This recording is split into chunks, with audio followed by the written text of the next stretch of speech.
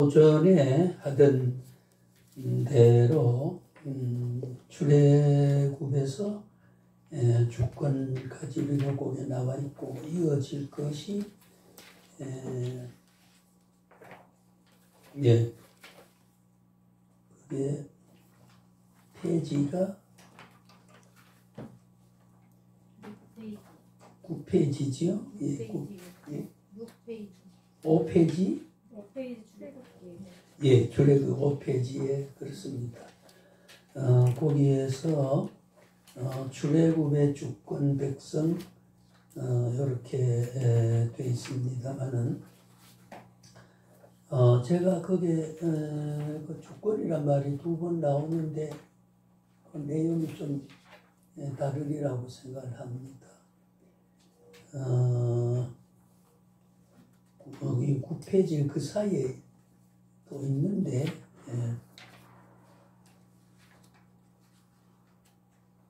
아까 출애굽에 대해서 출애굽기.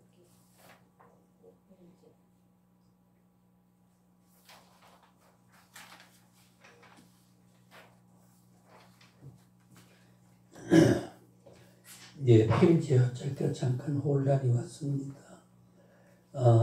제가 여기 6페이지, 5페이지 이어지는 게 가리워쳐서 페이지 7페이지 8페이지 이렇게 9페이지로 연결되는군요. 엑소도스라고 하는 출애굽이라 애굽에서 탈출했다. 이것이 이제 출애굽입니다. 출애굽의 구원 사건 그런 말로도 표현을 합니다. 따지고 보면 아까도 제가 말씀드린 에칼레오라고 에클레시아란 말은 에크라고 하는 거 나가다 어디로부터 라는 전치사가 칼레오라고 하는 모임이다. 모이는 사람들이다. 어디로부터 나와서 모인다. 그런 게 교회인데 저 죽어가는 새 속에서 구원받은 집단인 교회로 부름을 받았다. 그걸 우리가 교회라고 한다. 이게 에칼레오에서 에클레시아다. 이렇게 말은 출애굽도 사지인 400년 동안 종살이를 하던 참 긴 세월이었죠. 30년은 늘 말한 대로 요셉이 총리 대신이 되어 있으니까 혜택을 많이 받습니다. 지난번 우리 사석에 말씀드린 대로 요셉의 아버지 야곱이 별세했을 때 40일 동안 염을 이렇게 보호한 거. 다른 데도 40일 있어요. 근데 이제 역사적 과정과 그 당시에 시신을 취급하는 문화적인 구조가 장례 구조가 이제 그렇게 돼서 특별한 영적 의미를 두지 않고 믿음의 조상에 대한 이 땅에 오고 어떻게 살다 어떻게 간다고 하는 내용을 하나님과 관계점에서 함으로써 십자가의 또 우리 구속은 실제적인 역사지 만들어내는 상상이나 철학이나 그런 게 아니라는 것을 구약의 모세오경도 생생하게 출애굽이라고 하는 사건을 통해서 우리에게 보여주는 거죠. 참 출애굽은 아까도 말을 했습니다마는 모세 12살 되는 거는 호수에 던져 죽여버리라 라고 했을 때 모세가 건짐을 받았고 그래서 잘 낳아주지 않으니까 십장을 통해서 그래서 양의 피를 문설주에 바른 데는 구원을 하고 안 바른 데는 이제 벼락을 쳐서 멸망을 시키고 그래서 이게 오버패스란 말은 패스오버 넘어서 가도록 그게 6월절이 된 거죠. 넘을월자를 써가지고 하나님의 구원 역사를 선민과 또 버림받을 사람의 차이가 그렇게 피를 통해서 구속한다. 그러니까 출애굽에서 이미 열재앙에서 양의 문설주 양의 피를 했다는 거는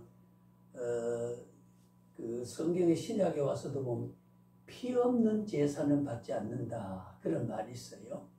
반드시 물론 구약의 레위서 이제 보면은 5대 제사가 있습니다. 제일 대표적인 게 번제지요. 번제. 물건을 양을 태워서 드리는 거. 태워서 드릴 때 김이 올라가는 거는 기도를 상징하게 되고 몸을 갈라서 창자와 못을 끄는 저 여무각에 버리게 되는 것은 예수님의 버림을 받을 것에 대한 상징이고 각을 떼고 피를 흘린 것은 예수님의 피를 흘릴 것에 대한 그래서 신약에 와서 예수님이 양으로 비유가 많이 된 거 그건 이미 몇천 년 전에 예수님이 오시기 전에 이미 양을 잡아서 레위에서는 제사자이라고 말할 수 있을 만큼 잡아서 한대. 근데 꼭 번제만 있는 게 아니지요. 기타 제사 요제라고 흔들어 드리는 번제도 있고 요제도 있고 여러 5대 제사가 중심인데 그 중에 가장 신약적인 예배로 영적 예배로 성화된 게 이제 번제인데 태워드리는 거. 그런데 피가 없는 제물을 드리는 기타 제사도 반드시 피를 뿌리도록 되어 있다는 거. 피를 뿌리고 제사자의 안수기도 하고 제사를 해야 돼. 피 없는 제사는 오늘도 주님 이름으로 가지 않는 예배도 할 수도 없고 받으시지도 않고 죄인이 거룩한 하나님이 죄인의 경배를 받을 필요가 없잖아요. 그러니까 예수를 통해서 의인으로 아까 말한 대로 의인의 옷을 입고 의인으로 이미 보증을 하고 예수님의 모습을 예수님 안에서 그 이름으로 주님을 통해서 하나님을 뵙게 되고 하나님을 섬기게 되고 하나님은 그리스도의 희생되는 모습을 통해서 예수님이 아낌없이 희생을 해서 나를 구원하는 그 위대한 가치를 우리에게 인침을 줬고 인정을 했기 때문에 우리의 예배는 반드시 받으시게 되도록 본인이 삼위일체된 본질적 하나이신 성자 하나님이 죽으셔가면서도 우리를 구속했으니까 우리가 얼마나 귀한 존재냐는 거지요. 주님의 피로 대체되어진 존재다 그 말이죠. 성도를 그만큼 우린 하나님의 신적인 가장 깊은 하나님의 뜻 속에는 우리가 존귀한 사람으로 인침을 받았다. 얼마나 존귀하냐면은 영광이란 말은 이제 제가 한다고 그랬습니다만 나를 통해서 영광을 받기 위해서입니까? 다시 말하면 하나님이 창조되는 신이 좋았다라 선하다라는 것을 그리스도를 통해서 일그러진 죄악이 회복돼서 하나님의 이사야 40장 21절의 말씀 내가 내 백성을 낸 것은 찬양을 받기 위해서 냈다. 그 말은 하나님이 위대한 사랑을 그의 뜻 가운데서 깊은 경륜 가운데 내셨는데 그 뜻을 성취해 줌으로 신적 만족이 오는 거거든요. 신적 만족이 와요. 다시 말하면 하나님이 계획하고 필요하고 작정한 것이 피조 세계의 성취와 이루어진 내용에서 하나님은 스스로 만족하다. 힘이 좋다. 이런 생각을 가지기 때문에 그것이 오늘 보면 우리가 회복할 뿐만 아니라 하나님의 위대한 회복된 역사에 대한 구속사역에 동참을 할 수 있는 사람이 되었기 때문에 그래서 오늘 우리를 보실 때 하나님은 매우 기뻐하신다. 매우 기뻐하신다. 그렇게 우리가 기쁨을 돌려드리는 것이 이제 영광을 돌린다는 말은 이제 다양한 설명이 이제 되겠습니다만은 가장 본질은 광채라고 하는 거. 광이라는 말, 빛광자, 휘날린다, 비춰진다 이런 뜻이 이제 있습니다만은 가장 중요한 하나님의 광채는 그리스도입니다. 그리스도가 바로 하나님의 영광의 본체예요. 그리스도가 탄생함으로 영광이고 희생함으로 영광이고 부활함으로 영광이고 그를 통해서 우리를 구속한 것이 하나님 영광에 이걸 다 이루었다. 그 말은 아버지의 계획한 뜻을 이루었다는 이런 뜻이거든요. 십자가를 질 때 내가 다 이루었다. 하나님이 바라는 작정한 구속의 뜻을 나를 통해서 이루었다. 하나님이 예수의 희생을 기뻐하시게 되는 거죠. 예, 그 희생의 기쁘심이 그를 통해 내가 주님을 섬기는 사람이 되고 구별된 삶에서 살아가는 삶의 이 모습을 하나님의 영광을 받으시게 되는 거죠. 그대로 못 읽어지니까 영광을 가리워진다. 영광을 가리게 된다. 이런 말로 우리가 쓰기도 합니다만은, 그래서 아까 말씀대로 다시 돌아가게 되면은 출애굽의 사건이라고 하는 것은 죽음의 사지에서, 죽음의 사지에서 벗어나게 한다. 우리가 그걸 엑소도스라고 표현합니다만은 신약적 교회로 헬라어로 말하면 에클레시아, 에칼레오라는 뜻으로 구별됐다.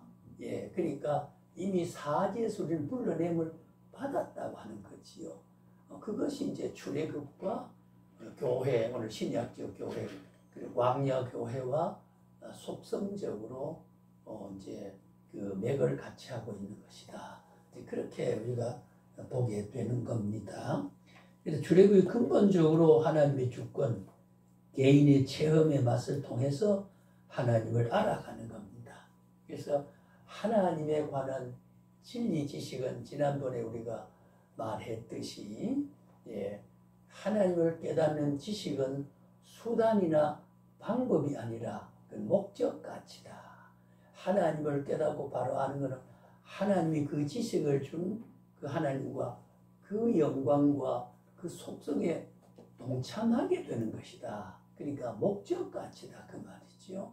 그래서 이걸 배워서 뭘 하느냐가 아니고, 우리가 목사가 안 되더라도 깨닫고 하는 것은 하나님의 경지에 우리가 이르게 되는, 그래서 요한복음에 나타난 대로 영생은 하나님과 그의 보내신 자를 아는 것이다. 그 안이라고 하는 것은 영생의 경지다 그 말이죠. 영생을 받지 않는 사람은 하나님이 어떤 분이라고 알 리도 없고, 그래 하나님 알려준 것과 알려준 것을 내가 깨닫는, 알려주는 주체와 알게 되는 객체가 아는 그 지점에서 융합이 되니까 하나님 본성에 동참이 하게 되는 거죠. 예, 그게 본성에 동참한다는 말은 바로 구원 경지를 이룬단 말이에요. 그러니까 예수님이 말한 구원은 하나님과 그가 보내신 예수 그리스도를 아는 지식이다. 예, 그렇게 말을 하기 때문에, 그리 내 백성이 호세아 시대에요. 백성이 지식이 없어가 네가 나를 버리고 나를 떠나 나도 너를 버리겠다. 이제는 제사장 지파에 제사장을 내가 내지 않겠다. 호세아 선지 시대의 호세아 시대는 하나님 떠난 시대, 지식을 떠나 하나님은 우리와 함께 하신다.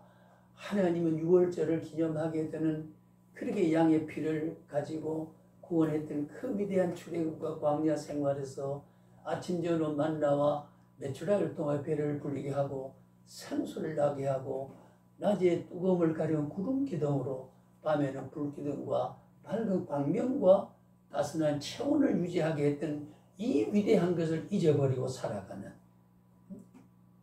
이걸 기억 못하고 살아가는 거, 그건 이제 하나님 배은망덕이 된 거죠. 그러니까 나를 기억하여 그날을 기억하여 지키라. 그 기억하는 거 그게 중요한 거거든요. 우리가 신학에서 이 기억이라고 하는 거, 요 기억이란 말은 뭐냐? 고린도서 11장에 예수 그리스도를 오실 때까지 전하는 성찬 예식을 기념한다 그러죠. 그 기념이란 말은 빠지면 기억이란 기억하라 이런 뜻이거든요. 기억은 뭐냐면 재현이라 그 말이야. 재현은 그 어느 때 있었던 것을 지금 다시 그 판세가 그대로 펼쳐지는 거. 그러니까 뭐냐면 예수는 2000년 시각, 인간의 창조된 24시간 개념에서는 2000년 전에 골고다 언덕에 골고다에서 피를 흘려 돌아가셨지만 이 떡과 이 포도잔을 먹을 때마다 나를 기념하라. 친히 제자들에게 나눠 주셨던 그것은 바로 역사가 얼마나 흘러가든지 간에 지금 십자가에 흘린 피와 십자가에 몸을 찢긴 그것은 재현하는 거다. 재현이란 말은 그 당시에 2000년 전의 사람에게만 해당되는 구속의 사건이 아니고 지금도 떡을 떼고 잔을 나눌 때는 십자가 골고다 언덕에 피를 흘고 살을 찢은 그 위대한 구속의 효과가 지금 이 시간 여기 내게 재현이 된단 말이에요. 이제 그걸 오실 때까지 있잖아. 주님이 다시 재림지로 올 때까지 이거는 퍼져야 되고 지켜야 된다. 이게 성찬 제도거든요. 그러니까 지금도 성찬 통해서 십자가는 지금도 오늘 현재성에서 생생한 핏줄기가 생생한 주님의 고난이 생생한 주님의 죽으심이 빵을 통해서 상징물을 통해서 그래서 이 상징물을 통해서 가톨릭은 이제 화채를 해가지고 사제가 성축하게 되면 그것이 실제 피가 되고 실제 살이 된다. 이제 그렇게 말하고 제가 어느 사제에게 질문을 했더니 딱 그 공부하면서 본질의 변화다. 참 말이 명답입니다. 떡이 살이 되는 것도 아니고 포도주는 포도지만은 포도수가 의미하는 본질의 변화다. 본떡의 본질, 그냥 본질의 실체가 먼저 그러니까 답을 못하더라고요. 그 본질이라는 실체가 뭐냐? 네모난 거냐, 세모난 거냐, 물이냐, 덩어리냐, 맛이냐, 뜨거우냐, 찬 거냐. 자기는 이론을 그렇게 배웠지만은 본질이 뭐라고 하는 거. 본질이 뭐냐? 떡의 본질은 그리스도 살 자체를 의미하지만은 그것이 떡과 관련해서 실체를 가시적으로 인식하기에 설명은 좀 어려운 거죠. 아무리 훌륭한 사제를 하더라도 신부를 하더라도 그래서 우리가 이 재현한다는 말은 굉장히 중요한 거죠. 중요한 것이고 내가 아버지를 아버지요 할 때는 겟세마네 동산에서 피땀을 흘리면서 아버지를 부르짖는 그 아버지가 내 입에서 나오는 아버지와 똑같은 아버지고 똑같은 부르짖음인 거지요. 그래서 예수 안에서 우리가 예수와 연합이 돼서 주님의 자녀의 신분으로 그래서 우리가 예수를 영적으로 받아들이라 그렇게 말하는 게 바로 그런 거거든요. 그래서 이 출애굽의 구원 사건이라고 하는 것은 오늘의 재현 사건이다. 끊임없이 우리는 교회를 출석하고 교회에 나와야 되고 한다는 것은 사지의 경지에서 생명의 삶으로 경지온다. 여기 오면 먹을 것이 있다. 뭘 먹겠느냐? 메추라기로 기름진 단백질을 먹게 되고 만나를 맛있는 만나를 먹게 된단 말이에요. 가랑비 안에 물을 준다 그 말이죠. 신발이 흐려지지 않고 나염공장과 직조공장이 없지만은 옷이 40년 동안 흐트러짐이 없이 이게 하나님의 보존섭리가 이게 기적이고 보존섭리라고 하는 거 참 귀한 거거든요. 그래서 이 출애굽 사건은 광야 40년의 사건에서 하나님이 생생하게 보여주는 그래서 오늘날 광야 교회는 오늘 우리가 지상교회는 광야와 같은 거친 들판의 교회를 살아가지만은 그러나 구름 기둥으로 나를 그늘을 지어주고 불기둥으로 나를 불밝기를 해주고 먹을 것을 줘서 농사를 짓지 않고 곡식을 재배하지 않았지만 굶주리지 않게 40년을 버텨가도록 해서 요단강의 물을 제사장이 법궤를 메고 건널 때 육지같이 그날 기적과 기적을 베풀어서 결국은 하나님이 작정한 가나안 복지에 들어가서 12지파의 기업을 다 나누어서 형성해서 민족을 형성하도록 만들어 이 역사는 오늘도 우리는 산 엑소도스가 있다 그 말이에요. 엑소도스 있단다.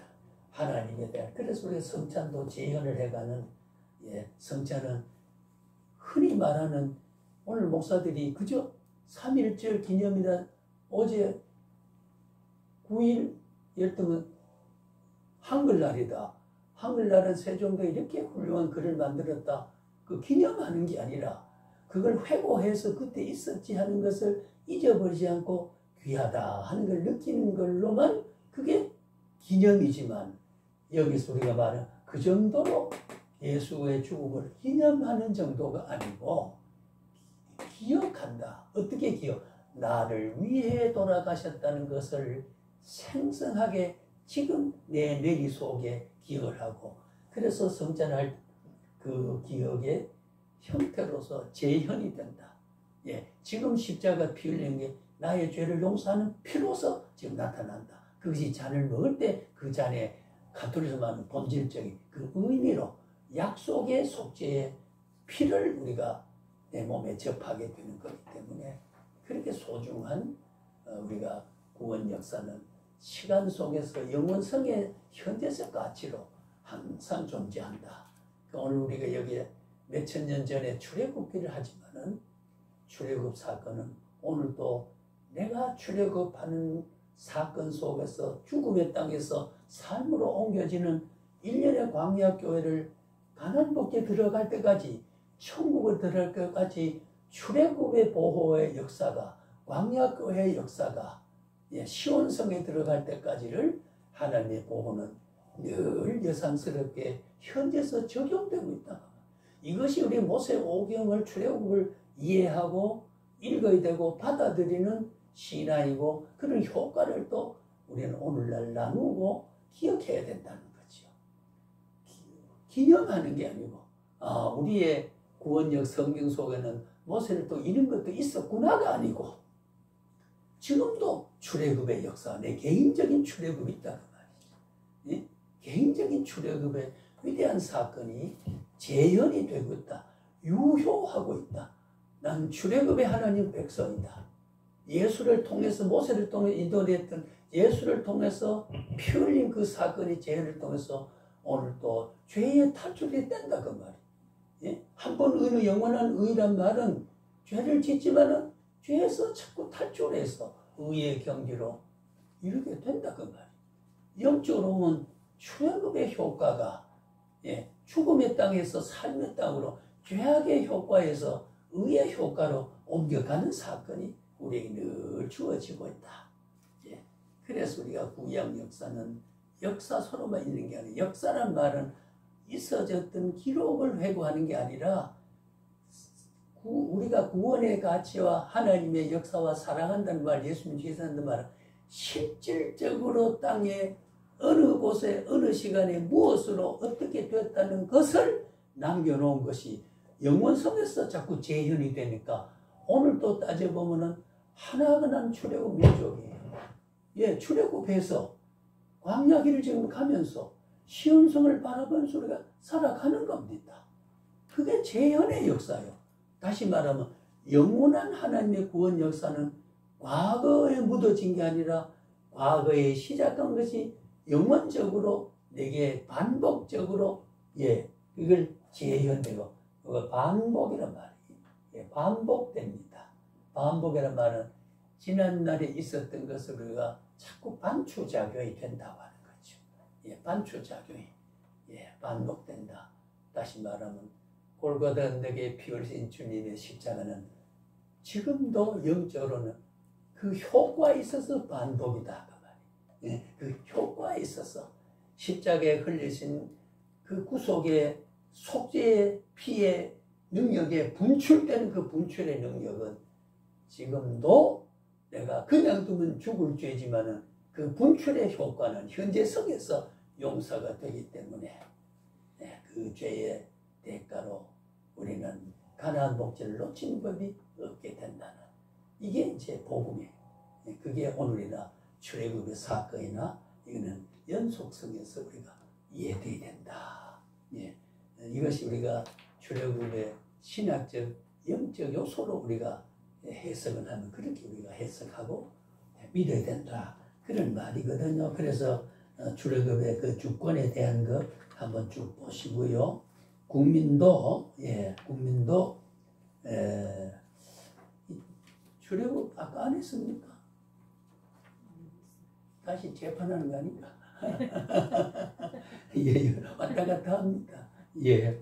그래서 이 국민도 215년 동안 70명이 이스라엘을 만드는 이야기로 끝을 맺는데, 출애굽기는 초도부터 창조와 노아 홍수와 이런 모든 사건을 통해서 국민의 복이 430년 만에 200만 명이 만들어졌지요. 서민 형성이 됐습니다. 대개 출애굽에 올 때는 60만 명쯤 된다고 그렇게 말을 합니다.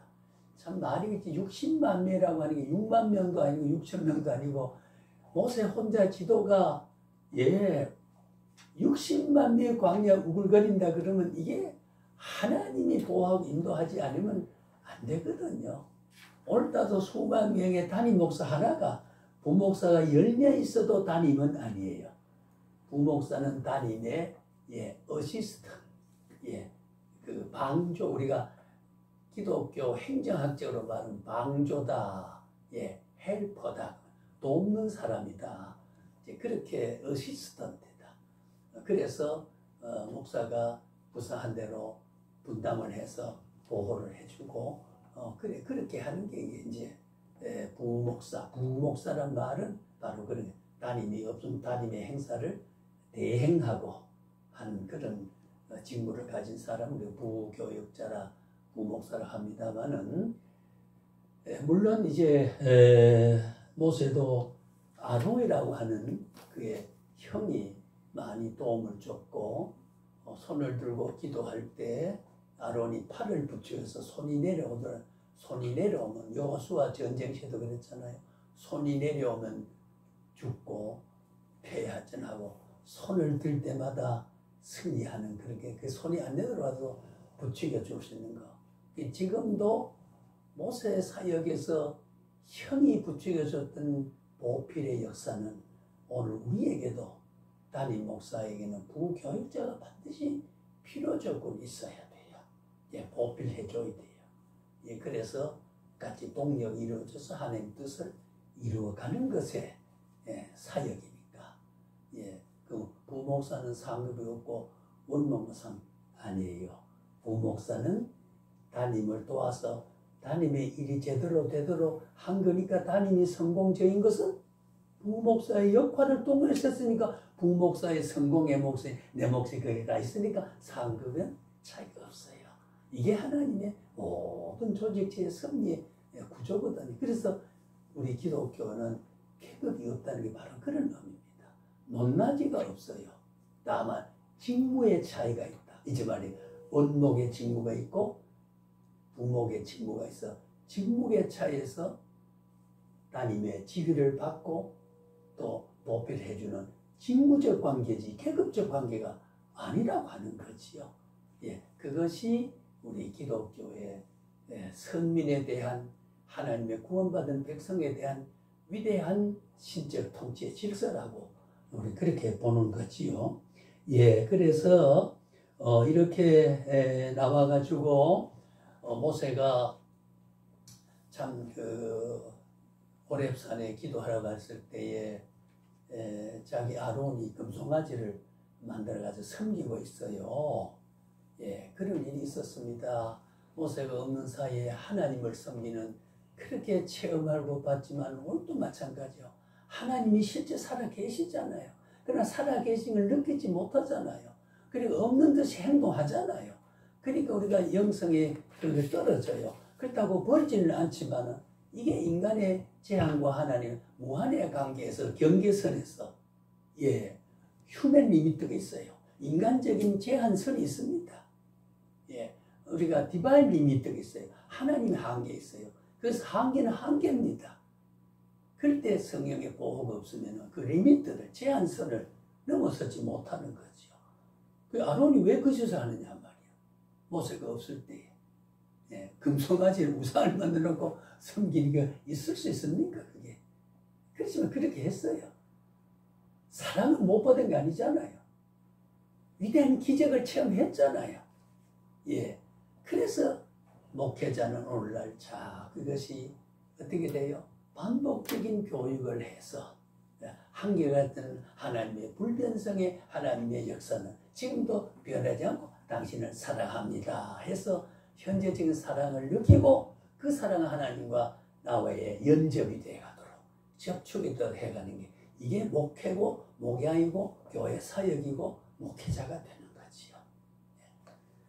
자, 그래서 여기에 이제 금송아지 사건으로 여호와께 이스라엘 진멸하고 모세로 큰 민족을 이루도록 그렇게 하나님이 섭리하시려고 했습니다마는 모세의 중보 기도로 극적으로 해결됩니다.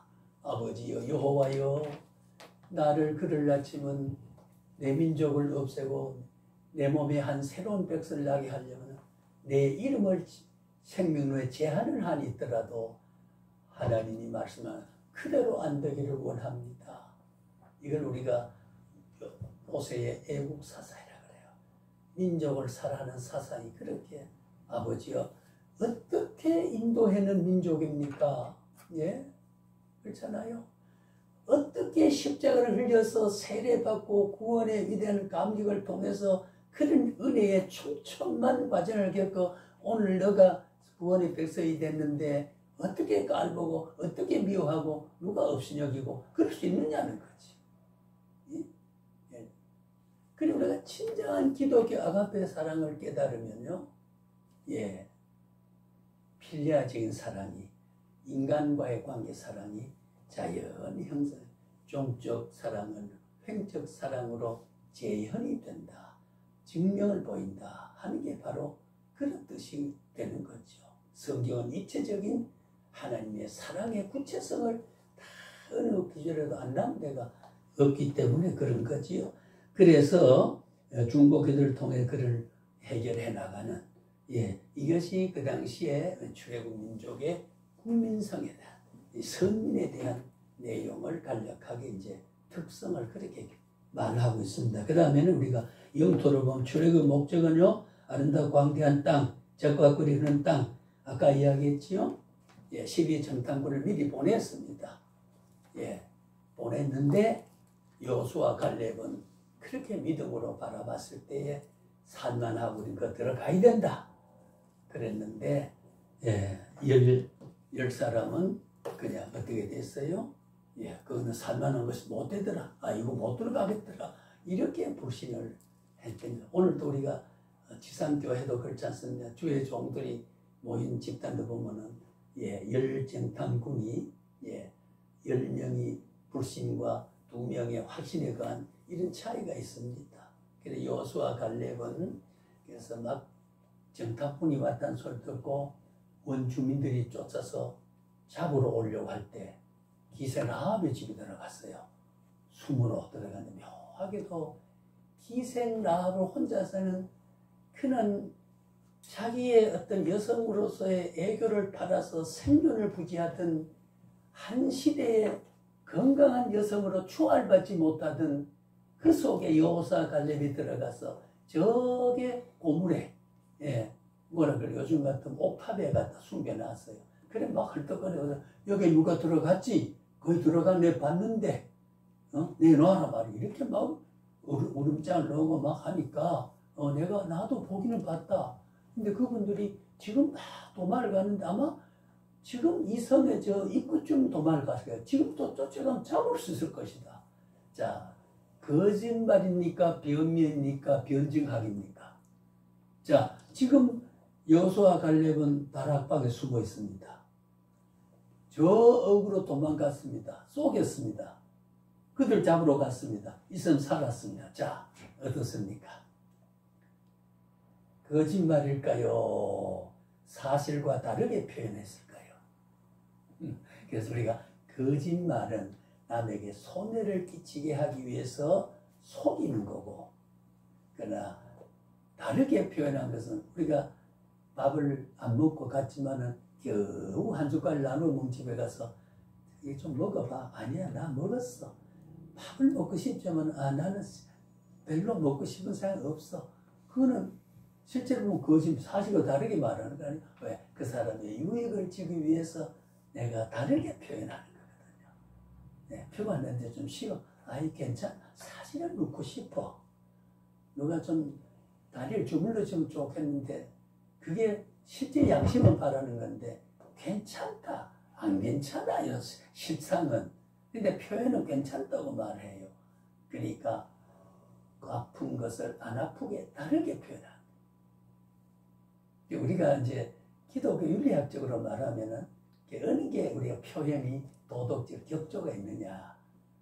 그래서 아까도 말했지만 우리는 다른 점이지, 예, 차이점이라고 할 수 있으면 차이점은 등급의 의미가 있기 때문에, 예, 차등 관점이 있어서 좋고 나쁘다, 옳다고 좋다 이런 뜻이 있기 때문에 차이점보다는 다른 점이다. 다른 점 평행적 비교거든요. 예, 평행적 비교. 너는 얼굴이 동그랗게 생기고 너는 좀 네모지게 생겼다는 거는 네모는 동그란보다 못하고 나쁘다, 차등이 될 수가 없잖아요. 다른 점이죠. 그죠? 우리 기독교는 이웃과 비교를 할 때, 개성적 비교를 할 때 다른 점으로 봐야 되는 거예요. 예, 다른 점으로 봐요. 그러니까 네가 내한테 이걸 가진 것이나 네게 없는 걸 내가 가졌다고 네보다 월등하다. 그게 아니고 다른 것이라는 거죠.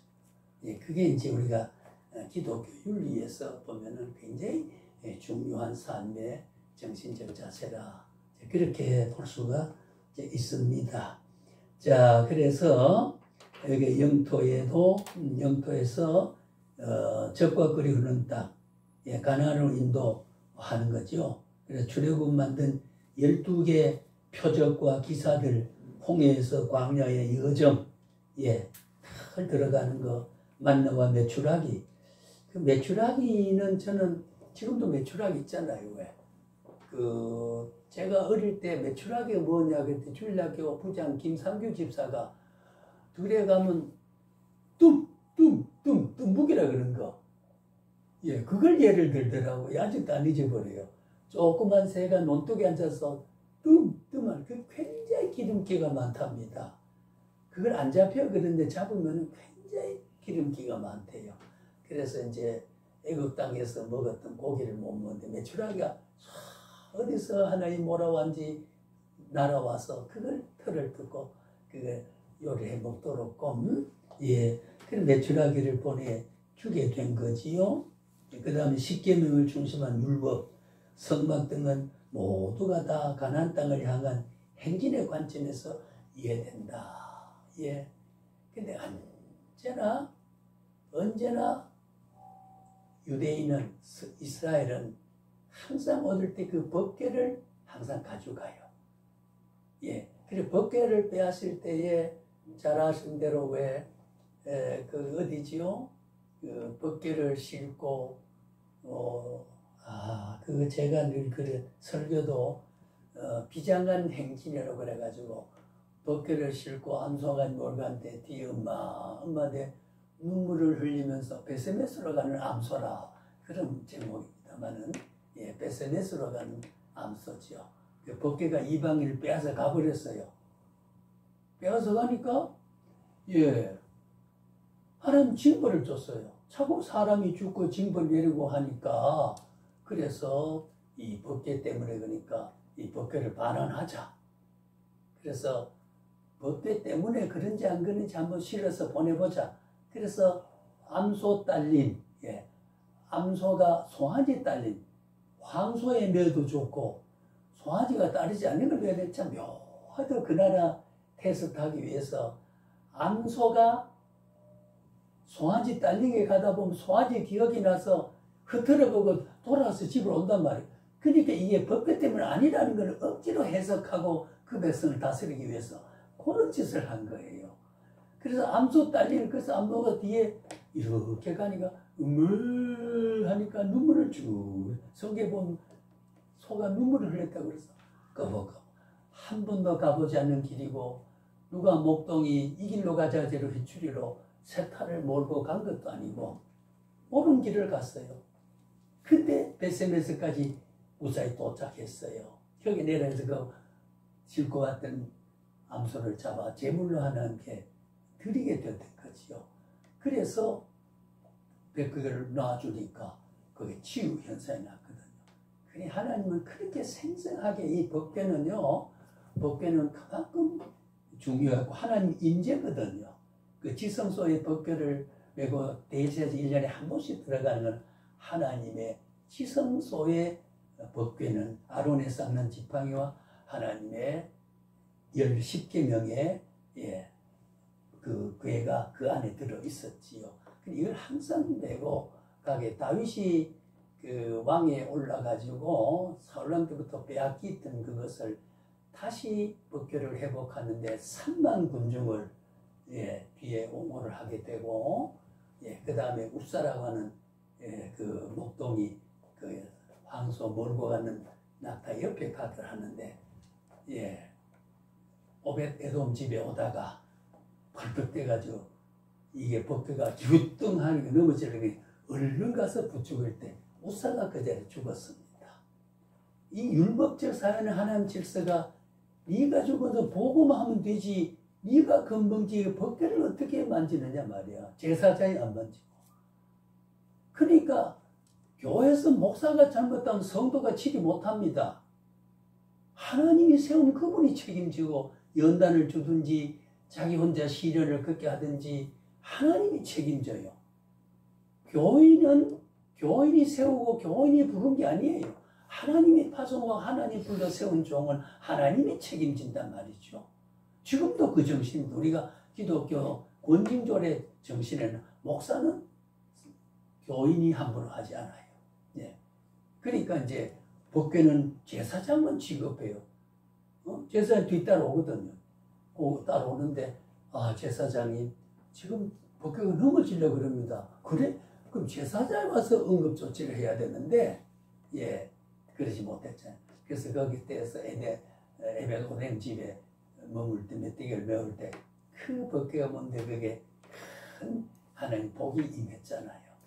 지금도 하나님의 뜻이 머무는 곳에 지금도 하나님의 위대한 교회를 준수하고 지키려고 하는 곳에 하나님의 물질과 영적인 복은 언제나 내린다는 거죠. 오벳에돔 집에 복을 받을 이유가 없는데 법궤가 잠시 머문 가운데 법궤를 보존하고 법궤를 보호해서 하는 그 집에 복을 줬다 그 말이에요. 그렇게 3만 군중을 그렇게 하고 제사를 지낼 때 7일간 제사를 했다고 했습니다. 삼천제물이라고 그랬죠. 삼천제물 어떨까요? 3,000번인가요? 3,000제물인가요? 그것도 이제 우리가 신학적으로 해석하는 게 여러 가지 있습니다. 3,000마리의 양을 잡은 거냐? 3,000번을 했냐? 그래서 제가 어느 교회 갔더니 헌금을 하는데 3,000번째 가운데서 150번째 헌금입니다. 그리고 목사가 광고하고 축복 기도를 하더라고요. 그게 잘못 해석한 거거든요. 그 회수를 말하는 게 아니란 말입니다. 그래서 고증을 하면은 한 대개 일주일만 표현했지만은 그 많은 제사를 드리자면 한 일주일은 제사했을 것이다.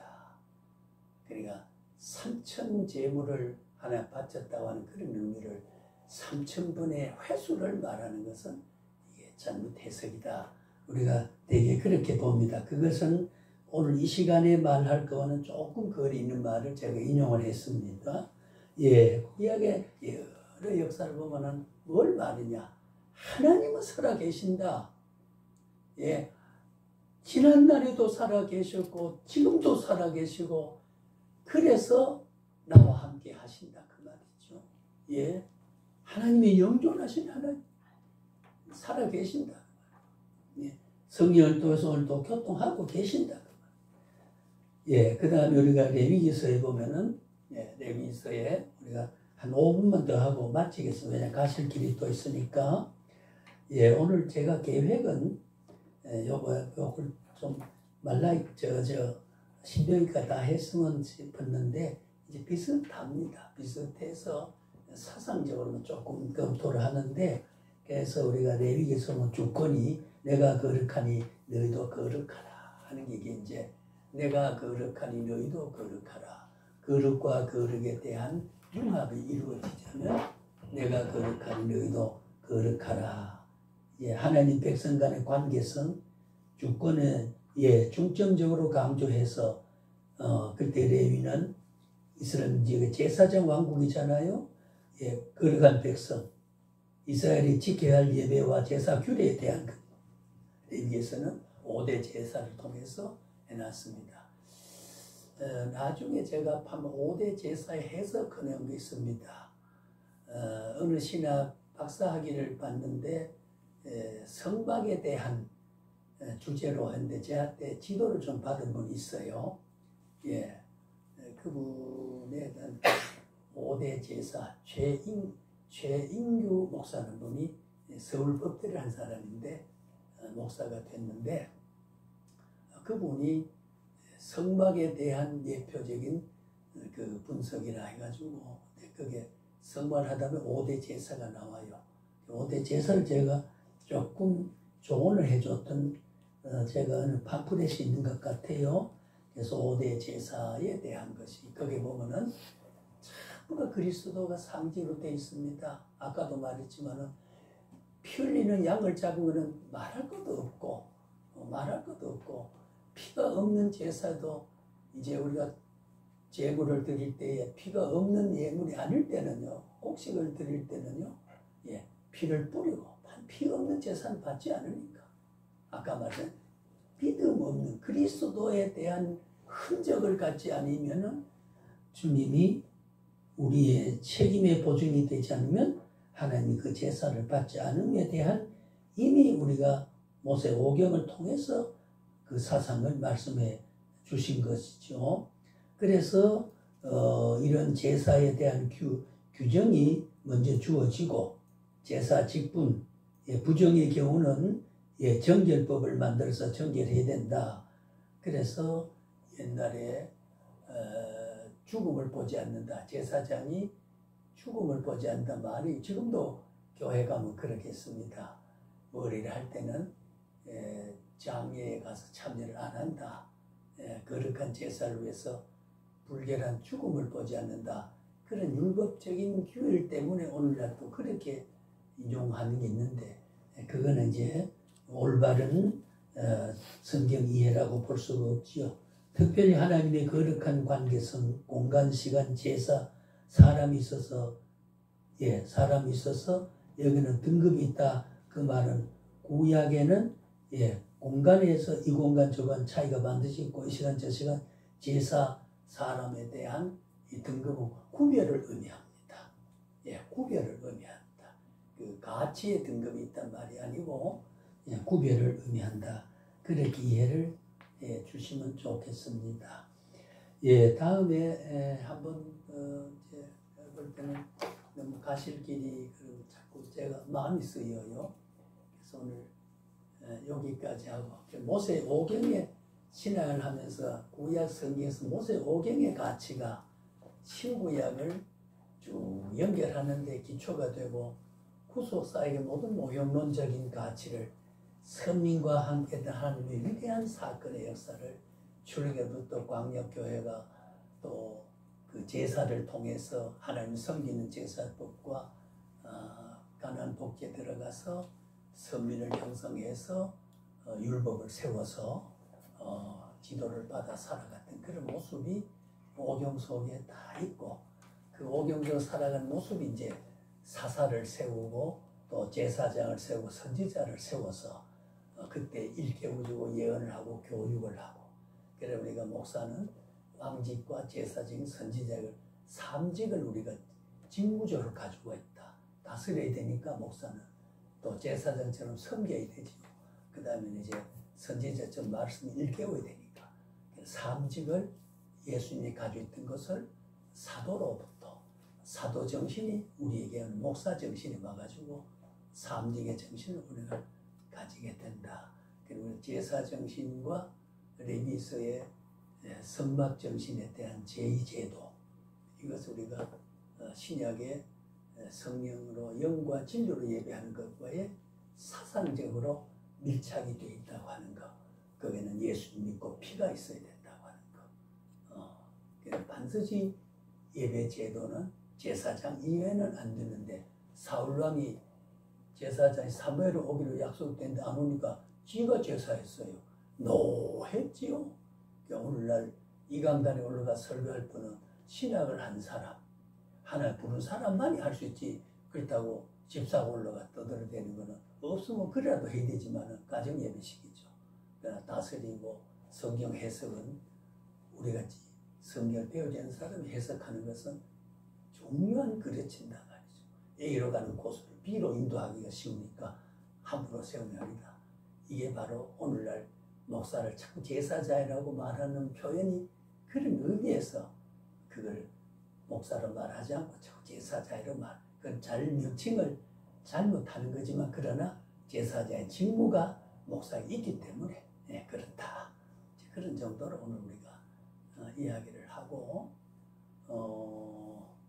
목요일날 또 뵈니까 다시 이야기 18일날 부부는 이제 누가 또 한생을 와서 해주면 좋겠고 제가 한생이라도 안 빠지고 싶은데 부득이 저쪽에도 어떻게 그래도 그 고급반의 죄를 또 불러주는 건데 인간적으로 고맙고 그래서 그걸 위해서 내가 여기 시간을 빠진다는 거는 좀 그래서 부득이 저쪽에도 주의 종들을 내가 또 하는 것이기 때문에 양해를 좀 하시고